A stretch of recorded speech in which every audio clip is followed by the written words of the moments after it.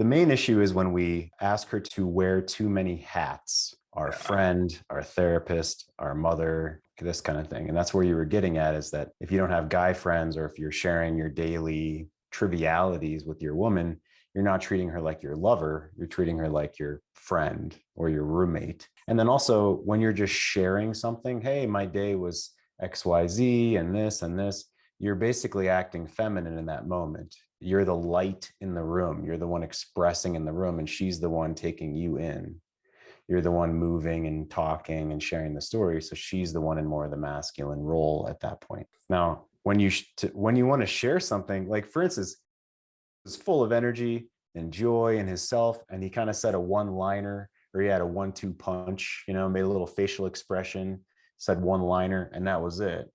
And so it was something fun for him. Or if something you're inspired by, this is part of my adventure of life, and you're sharing that with your woman in 2 sentences or 3 sentences, that you're inspired with this vision or something that was inspirational to you in the day. That could be like, when I threw the spear to kill the buffalo, it shot blood all over me, and that's why I have blood all over my face, baby. Get over here. It's not the trivialities of when you were tracking the buffalo per se, because that, right? Or to your point of Alison Armstrong, women share berry markers.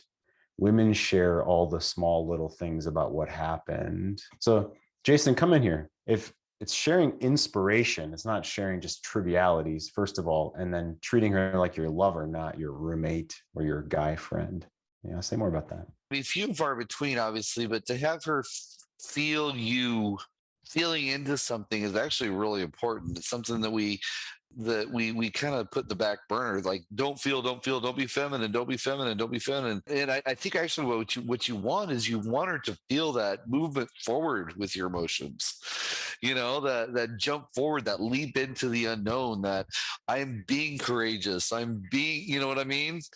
And I think sometimes even though anger and moving forward into adventure and all this kind of stuff are actually quote unquote technically feminine, they have such a masculine feel because they're tied to consciousness, they're tied to masculinity. She wants to feel that, she wants to feel that leap, and especially because it's an emotional thing, she can follow along with you and be excited with you and all that kind of stuff. So one of those guys where if a woman is around him that is actually present to him, she's going to be having the time of her life because she's going to be laughing her ass off the whole time. He's always jumping into the next joke, always jumping into the next adventure. You know what I mean? And so they want to feel us. They want to feel Yeah. us. Yeah, absolutely. The emotional range is the important part. That's the Yeah. important part. If it's just flat line, I went to the grocery store and I bought bananas and walnuts, and like no one fucking, she doesn't care.